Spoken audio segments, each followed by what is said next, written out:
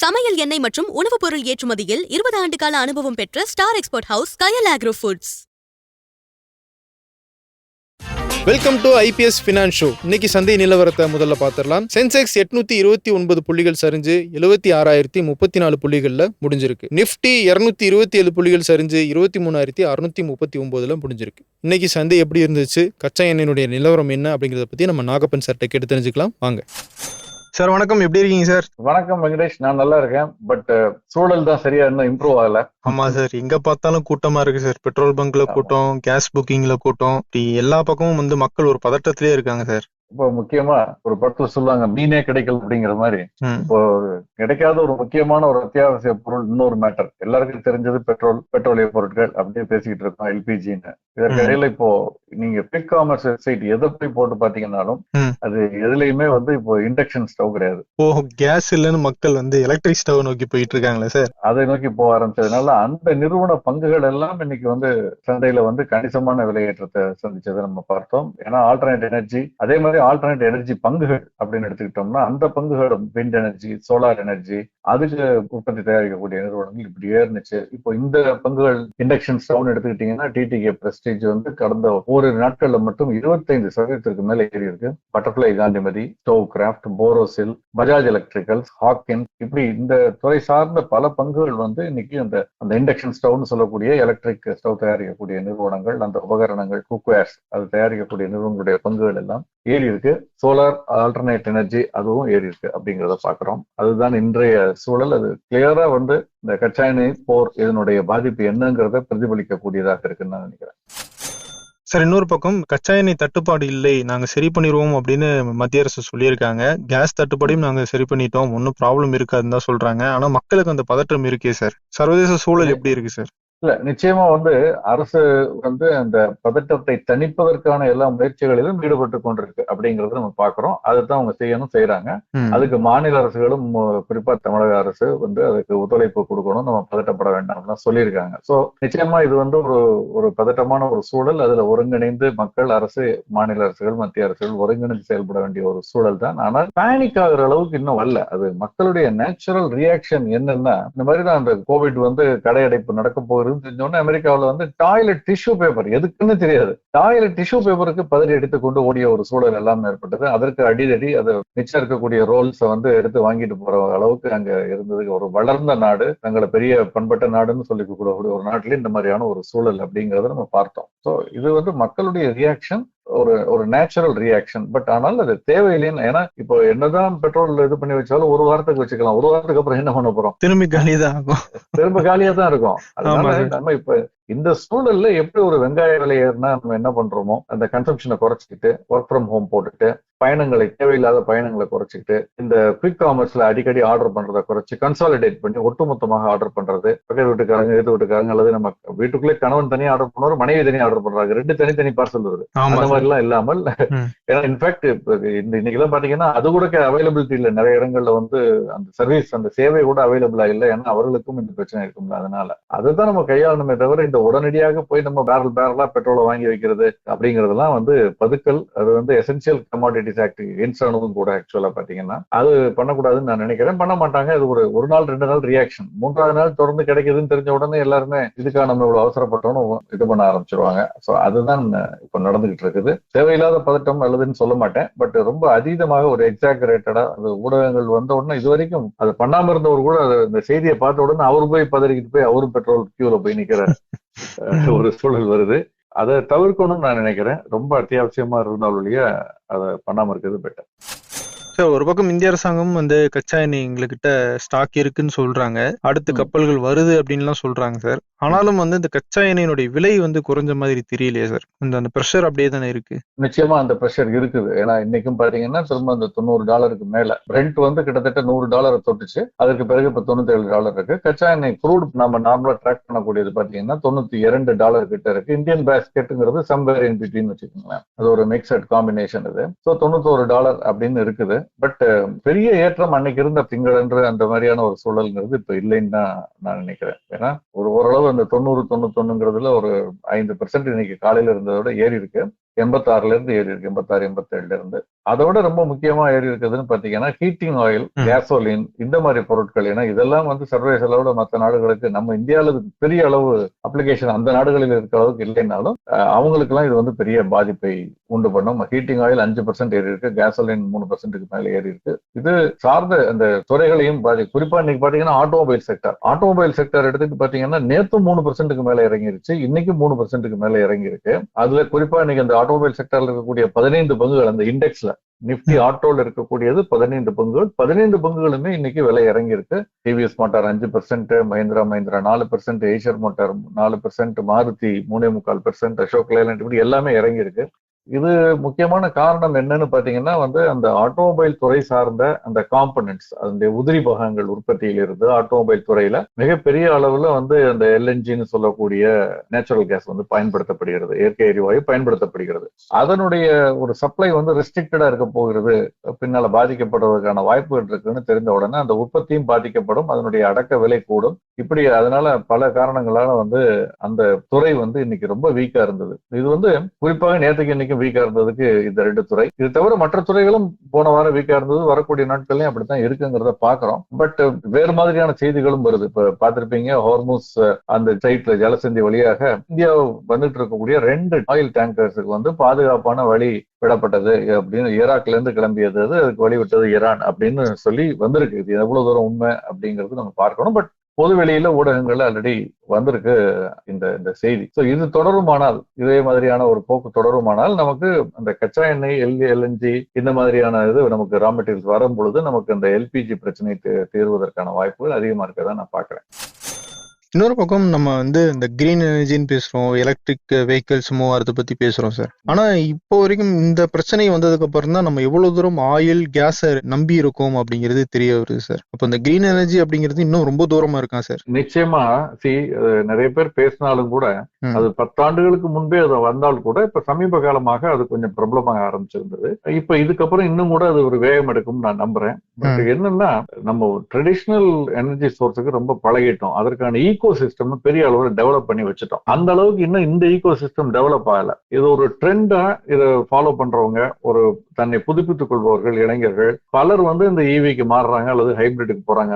அதுல முழுமையா நம்பிக்கை இல்லாதவங்க தவிர பழைய ஆட்கள் இன்னும் கூட முழுமையாக மாறல. ஏன்னா ஒரு அபார்ட்மெண்ட்ல இன்னைக்கு சார்ஜிங் ஸ்டேஷன் வைக்கணும்னா என்ன கஷ்டம், அது இல்லைன்னா என்ன ப்ராப்ளம். நீங்க இப்போ ஏற்கனவே பார்த்திருப்பீங்க, எல்பிஜி ஆட்டோல வந்து இந்த கேஸ் இது போடுறாங்க இல்லையா, அதுக்கு பாத்தீங்கன்னா அது வெகு சில இதுலதான், சென்னையில மாதிரி நகரங்கள்ல வெகு சில பெட்ரோல் பங்க்ல தான் இருக்கும். அந்த பெட்ரோல் பங்க் எப்ப போனாலும் கூட்டமா இருக்கும், வரிசையா அது ஒரு தனி கியூவா நின்று எல்லாரையும் பிளாக் பண்ணிட்டு இருக்கும், அந்த அளவுக்கு கியூ நிக்குது. அப்படின்னா இன்னும் அது பெரிய அளவுல இந்த ஈகோ சிஸ்டம் டெவலப் ஆகாததுனால நிறைய பேர் வந்து அது வேண்டாம், நம்ம அது போக வேண்டாம்னு போறவங்களும் இருக்காங்க. அது மாதிரிதான் இதுவும். அந்த முழு மாறுதல் வரணும்னா முழு ஈகோ சிஸ்டம் அந்த மாதிரியா இருக்கணும். உதாரணமா நம்ம சொல்றேன், நம்ம பிளக், நம்ம சாக்கெட் இருக்கு மாற்றோம், அது ஸ்டாண்டர்டைஸ்டா ஒரே மாதிரி இருக்கிறதுனாலதான் நம்ம இந்தியா முழுக்க வந்து ஒரு சில பொருட்கள் அதுக்கு ஏற்ற மாதிரி உற்பத்தி செய்து விற்கிறாங்க.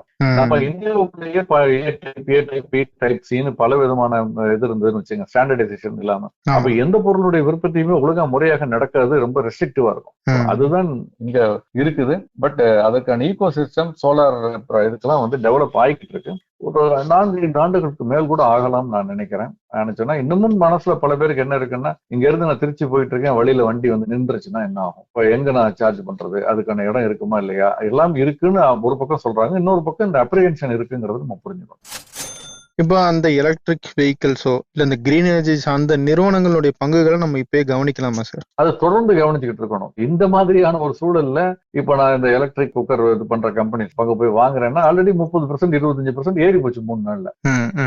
இந்த விற்பனை எல்லாம் முடிந்து இதுல வரக்கூடிய லாபங்களை எல்லாம் ஈட்டி, ஏன்னா இந்த நிறுவனங்கள் ஏற்கனவே கடைகளில் விற்று வைத்திருந்த பழைய விலைக்கு வித்திருந்த பொருட்கள் தான் நேற்றுக்கு முந்தானாலும் காலியா இருக்கு. என்ன இனிமேல் அவர்கள் வந்து உற்பத்தி வந்து அதிக விலை போட்டு ஒருவேளை விற்கிறாங்கன்னு அசியூம் பண்ணிக்குவோம் நம்ம, லாபம் மீட்ட போகிறார்கள்னா அந்த சப்ளை வர்றதுக்குள்ள நிலைமை சீராயிடுச்சுன்னா திரும்ப பழைய மாதிரி ஆயிடும். எப்போதுமே ஒரு நல்ல கம்பெனி, நல்ல ப்ராடக்ட் நம்ம பார்த்து வச்சுக்கணும். அது வந்து ஒரு நெகட்டிவான நியூஸ் வந்து ஒரு வாய்ப்பு வரும் பொழுது அது தனிப்பட்ட முறையில் அந்த நிறுவனத்தையோ அந்த துறையோ பாதிக்காத நமக்கு நம்பிக்கை இருந்து ஒட்டுமொத்தமான ஒரு வீழ்ச்சியின் காரணமாகத்தான் இறங்குகிறது இப்ப அப்படின்னா அது வாங்கலாம். அதே மாதிரி இந்த மாதிரியான ஒரு குறுகிய கால அடிப்படையில் ஏறுனா ரெக்கமெண்டேஷன் இல்ல, தனிப்பட்ட முறையில நான் என்ன பார்ப்பேன்னா, பல ஆண்டுகளுக்கு முன்பு வாங்கி வைத்திருந்த பங்குகளை விற்பதற்கான வாய்ப்பா கூட சில சமயங்கள்ல நான் பார்ப்பேன். அது பண்ணணும்னு சொல்ல வரல, ஆனால் ஒரு பார்ஷியலி ஒரு ப்ராஃபிட் புக் பண்ணிக்கிட்டு 500 1000 பங்குகள் வச்சிருக்கேன்னா ஒரு 100 பங்கு விற்கிறதுக்கான ஒரு வாய்ப்பா தான் நான் பொதுவாக இதெல்லாம் பயன்படுத்திக் கொள்வேன். ஏன்னா இது தற்காலிகமானதுன்னு தான் நான் நினைக்கிறேன். I don't think that this will prolong. பல பிரச்சனைகள் நீங்க எடுத்து பார்த்தீங்கன்னா மெல்ல ஒரு எஸ்கலேஷன் இருக்கும், திரும்ப குறையிற மாதிரி இருக்கும், ஒரு சின்ன எஸ்கலேஷன் இருக்கும், திரும்ப குறையிற மாதிரி இருக்கும். அப்படியே அந்த பந்தை தூக்கி போட்ட வேகத்துல மேல முதல்ல 4 அடி வரும், அப்புறம் 3 அடி, அப்புறம் 2 அடி, 1 அடின்னு அப்படியே நின்றோம். அது மாதிரிதான் இந்த அதிர்ச்சிகளும். அதை தாண்டித்தான் நம்ம சர்வதேச அளவில் நம்ம பயணித்துக் கொண்டிருக்கிறோம். சார், இப்போ இந்த இந்தியாவுடைய சிபிஐ இன்ஃபிளேஷன் அது வந்து 3.21% இருக்கும் அப்படின்னு கணிச்சிருக்காங்க சார். இது என்ன சொல்ல வருது சார் இந்த டேட்டா? பிப்ரவரி மாதத்திற்கான பணவீக்கம் அந்த புள்ளி விவரம் இன்னைக்கு மோஸ்ட்லி வெளியிட்டு இருக்காங்க. Ministry of statistics and programme implementation 3.21. இது கடந்த ஓராண்டில் கிட்டத்தட்ட 11 மாசம் வச்சுக்கோங்களேன். 11 மாதங்களில் இல்லாத அளவு உச்சம். ஏப்ரல் மாதம் துவங்கி இப்ப இந்த மாசம் வரைக்கும் பாத்தீங்கன்னா இந்த 2025-26 இதுதான் உச்சம். 3.21%. இதற்கு முந்தைய மாதம் ஜனவரியில 2.25% தான் இருந்தது. இப்ப 3% தாண்டி இருக்கு. இதற்கு பல காரணங்கள் சொல்லப்பட்டாலும் முக்கியமாக ஃபுட் அண்ட் பெவரேஜஸ் சொல்லக்கூடிய அந்த பணவீக்கம், உணவுப் பொருள் மீதான பணவீக்கம் 3.35 அதிகரிச்சிருக்கு 2.11 பார்க்க போறது. அதே மாதிரி இந்த பான், டொபாக்கோ இந்த மாதிரியான இன்டாக்சிகன்ஸ் இருக்குல்ல, உங்களுக்கு அது வரி காரணமாகவா என்னன்னு தெரியல, பட் 2.86 இருந்தது 3.49 அதிகரிச்சிருக்கு. இன்னும் பெட்ரோலிய பொருட்களுடைய விலையேற்றம் அல்லது தட்டுப்பாடு இதனால் வரக்கூடிய மற்ற பிரச்சனைகள் அதெல்லாம் இன்னும் இதுல இன்னும் ஃபேக்டரின் ஆகல. அது இப்ப இந்த ஒரு வாரம் 10 நாளைக்குள்ளதான், மார்ச் 1 பிறகுதான் இதெல்லாம். இதனுடைய மார்ச் மாத பணவீக்கம் என்னங்கிறது ஏப்ரல்ல தெரிய வரும்பொழுதுதான் இந்த முழு பணவீக்கத்தினுடைய முழு தாக்கம் தெரிய வரும். ரூரல் இன்ஃபிளேஷன் 3.37%, 2.7 இருந்து. அதே மாதிரி அர்பன் இன்ஃபிளேஷன், நகர்ப்புறம் சார்ந்த இந்த இன்ஃபிளேஷன் 3.02, 2.25% இருந்தது. ஸோ நகர்ப்புறத்திலையும் அதிகரிச்சிருக்கு, கிராமப்புறங்கள்ல அதிகமா விலை அதிகரிச்சிருக்கு, உணவுப் பொருள் மீதான பணவீக்கம் அதிகரிச்சிருக்கு. இப்படி பல விஷயங்களை பார்க்கிறோம். இதுல என்ன நமக்கு புரிஞ்சுக்கணும்னா, இந்த மாசம் இதை விட அதிகமா இருப்பதற்கான வாய்ப்புகள் அதிகம், சாத்தியக்கூறுகள் அதிகம். மார்ச் மாதத்தினுடைய பணவீக்கம் அதனுடைய தாக்கம் என்னவா இருக்கும்னா, அடுத்த மாதம் மத்திய ரிசர்வ் வங்கியினுடைய கடன் கொள்கை ஆய்வின் போது அவர்கள் பெரிய அளவு வட்டியை குறைப்பதற்கான வாய்ப்பு குறைக்க மாட்டாங்க. இன்ஃபேக்ட் ஒருவேளை ஏற்றுவாங்களா அப்படிங்கறத பார்க்கணும். நம்ம உடனடியாக ஏற்ற மாட்டாங்க, பணவீக்கத்தினுடைய தரவுகளை வச்சுதான் முடிவெடுப்பாங்க. பட் அட்லீஸ்ட் குறைப்பதற்கான சாத்தியக்கூறுகள் ரொம்ப குறைவு, கிட்டத்தட்ட 0 ஒரு லெவல்ல தான் இருக்கு இந்த பணவீக்கம் ஏற்றம் அப்படிங்கறத பார்க்கும் பொழுது.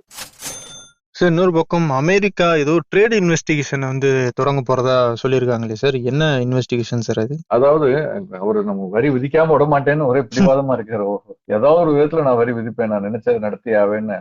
ட்ரேட் ஆக்ட் 1974 அப்படின்னு இதை பத்தி பேசியிருக்கோம். அதனுடைய 301 ஷரத்து, section 301 of trade act 1974.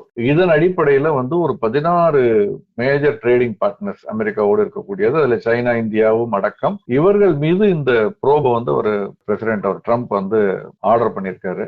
So இது என்னன்னா அப்கோர்ஸ் இது முழுக்க இது ஒரு லிட்டில் லெங்தி ப்ராசஸ் வச்சுக்கோங்களேன். இது எந்த துறைகள் சார்ந்து அப்படின்னு பாத்தீங்கன்னா, பொதுவாக ஜவுளித்துறை, அதே மாதிரி ஹெல்த், ஆட்டோமோட்டிவ், குறிப்பாக ஆட்டோமோட்டிவ், சோலார் மாடியூல்ஸ், பெட்ரோகெமிக்கல்ஸ், அப்புறம் உலோகத்துறை, குறிப்பா ஸ்டீல் அண்ட் அந்த துறை, இதெல்லாம் சம்பந்தப்பட்ட ஒரு விஷயம். இதுல என்ன குற்றச்சாட்டு வைப்பாங்கன்னா, இந்த நாடுகள், இந்தியா உள்ளிட்ட நாடுகள் அவர்கள் தேவைக்கு அதிகமாக திட்டமிட்டு வெளிநாடுகள்ல அவருடைய பொருட்களை டம்ப் பண்ணணும், நம்முடைய வர்த்தகத்தை பாதிக்கணும், அவர்கள் சேரிக்கணும், இப்படிங்கிற ஒரு எண்ணத்தோடு 100 டன் தேவைன்னா 200 டன் கெப்பாசிட்டியை கிரியேட் பண்ணி வச்சு நம்மள இது பண்றாங்க அப்படின்லாம் குற்றச்சாட்டுகள் வைக்கப்பட்டு அது நிரூபிக்கப்படணும். அது நிரூபிக்கப்பட்டால் அந்த செக்ஷன் 301 கீழ் அவர்கள் மீண்டும் வரி விதிப்பார். வேறு முதல்ல சொன்ன வரியே திரும்ப வேறு விதமாக விதிப்பார். அதுக்கான ப்ரொவிஷன் அந்த ஆக்ட்ல இருக்கு. ஏற்கனவே ஸ்டீல் மேல எல்லாம் அந்த மாதிரியான ஒரு டாரிஃப் ஒரு அடிஷனல் டாரிஃப் இருந்துட்டு இருக்கிறது நம்ம பாத்துக்கிட்டு இருக்கோம். பட் ஒண்ணு இதுல இப்போ இது மார்ச் 17 இதனுடைய இன்வெஸ்டிகேஷன் ஓபன் ஆகும். அதுக்கு ஒரு கமெண்ட், நம்ம இதுல பாதிக்கப்பட்டவர்கள், இதில் சம்பந்தப்பட்டவர்கள் தங்களுடைய கருத்தை பதிவு செய்யலாம். ஹியரிங் மாதிரி கருத்தை கணக்கில் எடுத்து ஏப்ரல் 15 இது சம்பந்தமான ஒரு சம்மரி, ஒருங்கிணைத்து ஒரு முடிவு எடுக்கப்படும் படலாம். அதனுடைய நோட்டிபிகேஷன் அதுக்கப்புறம் வரும் அப்படின்னு சொல்றாங்க. ஃபைனல் ஹியரிங்கிறது பாத்தீங்கன்னா மே 5 இருந்து ஆரம்பிக்கும் சொல்றாங்க இந்த இன்வெஸ்டிகேஷன். சோ இது ஒரு கேஸ் மாதிரி, வழக்கு போட்ட மாதிரி வச்சுக்கோங்களேன். 91 இந்த நாடுகள் மீது வழக்கு போட்டிருக்க மாதிரி கிட்டத்தட்ட. அது அவர்களே ஹியரிங் எல்லாம் பண்ணி நம்முடைய கருத்துக்களை கேட்டு உண்மையா இல்லையான்னு அலசி ஆராய்ந்து முடிவெடுப்பார்கள் என்று சொல்லப்படுகிறது. அது ட்ரம்புக்கு ஆதரவா இல்லைன்னா இந்த தீர்ப்பு கொடுத்தவர்களுடைய குடும்பம் அவமானப்படணும்னு ஏதாவது கருத்து சொல்லுவாரு. ஆதரவா இருந்தா நான் சொன்னது ஜெயிச்சிருச்சும் பாரு. சோ இது எப்படி இருக்குன்னு போகத்தான் பார்க்கணும். இதற்கிடையில நெகோசியேஷன்ஸ் அது ஒருவேளை பலன் தரலாம். சார், தங்கம், வெள்ளி அதனுடைய நிலவரம் எப்படி சார் இருக்கு? திரும்ப பாத்தீங்கன்னா வந்து இன்டர்நேஷனல் மார்க்கெட்ல வந்து கோல்டு வந்து ஒரு ஏற ட்ரை பண்ணிச்சு, பட் அவ்வளவு தூரம் பெருசா ஏறல, சைட்வேஸ் மூவ்மெண்ட். வெள்ளி வந்து ஒரு $87 கிட்ட இருக்கு, ஒரு 1.5% ஏறி இருக்கு. பட் அகைன் ஐ திங்க் ஒன்றும் சிக்னிபிகண்டான ஏற்ற இறக்கம் இல்லை. பட் சமீப காலமாக பாத்தீங்கன்னா வந்து கடந்த ஓரிரு வாரமாக வந்து கோலோட விலை ஏற ஆரம்பிச்சிருக்குங்கிறத பாக்குறோம். குறிப்பாக பிப்ரவரி மாத கடைசியில அல்லது இந்த மாச துவக்கத்துல வந்து 116, 115 இந்த லெவல்ல இருந்தது. இப்போ பாத்தீங்கன்னா 144 வரைக்கும் போயிட்டு டாலர்கள், $144 வரைக்கும் போயிட்டு ட்ரேட் ஆகிட்டு இருக்கு. இப்போ 134 இருக்கு, 134 இன்னைக்கு இருக்கு. 144 தொட்ட பிறகு 130க்கு வந்துச்சு. நேற்றைய முன்தினம் 130க்கு வந்தது, இன்னைக்கு 134. ஸோ இதே மார்ச் 9ஆம் தேதி பாத்தீங்கன்னா 144. 144 எங்க இருக்கு, 115 எங்க இருக்கு. ஸோ கோலுமே இப்ப பெரிய ஆல்டர்னேட் எனர்ஜி எல்லாமே ஏற ஆரம்பிக்குங்கிறதுக்கு சொல்ல வரேன். இப்ப கோலினுடைய விலை அறிவிப்பதால் கோல் இந்தியா, நம்ம இந்தியாவுடைய நிறுவனத்துக்கு அந்த பங்கு பார்த்திருப்பீங்க, அதனுடைய விலை அதிகரிச்சதையும் நம்ம பார்த்தோம். கோல் இந்தியா நிறுவனத்துடைய பங்குகள் வந்து $440 அந்த மாதிரி தான் ஒரு லெவல்ல தான் இருந்தது. இப்ப அதனுடைய ஏற்றம் கணிசமா இருக்கு அப்படிங்கறத பாக்குறோம். ஸோ இது வந்து மற்ற அந்த எப்படி சோலார் இருக்கோ அந்த மாதிரி இதுவுமே வந்து மற்ற இதை பாதிக்கிறது. மற்ற ஆல்டர்னேட் எனர்ஜி சோர்சஸ், அந்த எனர்ஜிஸ் அதையுமே வந்து இது வந்து பாசிட்டிவா இம்பாக்ட் பண்ணுது. நெகட்டிவ் இம்பாக்ட் எங்க இருக்கும் அப்படின்னு பாத்தீங்கன்னா, கோல் கன்சியூம் பண்ணக்கூடிய நிறுவனங்களுக்கு அவர்களுடைய அடக்க விலை உயரும். ஒரு உதாரணத்துக்காக சொல்றேன். இப்ப தமிழ்நாடு நியூஸ் பிரிண்ட் இருக்கு அப்படின்னா, அவர்கள் வந்து கோலை வாங்கி அவங்க நேரடியா கன்சியூம் பண்றதுல அதை சர்க்கரை ஆலைகளுக்கு கொடுத்து அவங்க வந்து இந்த கரும்பு வேஸ்ட் சக்கையை எரிக்கிறாங்க. எரிக்காதீங்க, அதை எரிச்சு அவங்க வந்து ஸ்டீம் பவர் ஜெனரேட் பண்ண ட்ரை பண்றாங்க. அதை பண்ணாதீங்க, இந்த சக்கையை எங்கள்கிட்ட கொடுத்துருங்க, நாங்க பேப்பரா மாத்திக்கிறோம், உங்களுக்கு எரிசக்திக்கு நாங்க கோல் தர்றோம்னு சொல்றாங்க. அப்ப இந்த கோலை வாங்கி கொடுக்கும் பொழுது இப்ப அதனுடைய விலை அதிகரிச்சிருக்கு 25%, 30%. அந்த அவங்களுடைய பாட்டம் லைன்ல அந்த பாதிப்பை ஏற்படுத்தும், அடக்க விலை இது பண்ணும். ஒரு உதாரணத்துக்காக சொல்றேன். இதனால தமிழ்நாடு அந்த நிறுவனத்துடைய விலை, பங்கு விலை இறங்கும் ஏறும்னு நம்ம சொல்ல முடியாது. ஆல்ரெடி டிஸ்கவுண்ட் ஆயிருக்கலாம் அல்லது ஆகாமல் இருக்கலாம். ஒரு உதாரணத்துக்காக. சார் ரூபாயினுடைய மதிப்பு சார், ரூபாயினுடைய மதிப்பு மீண்டும் ஒரு சின்ன ஏற்றம்.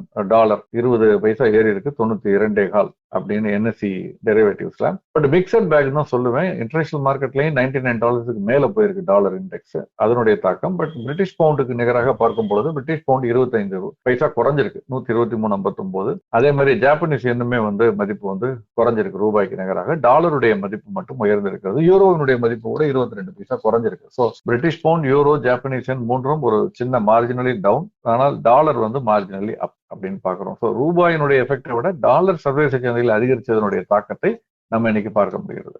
ஓகே சார், ரொம்ப நன்றி சார். நிறைய தகவல்கள் இன்னைக்கு சொல்லியிருக்கீங்க. நாளைக்கு மீண்டும் சந்திப்போம் சார். நன்றி.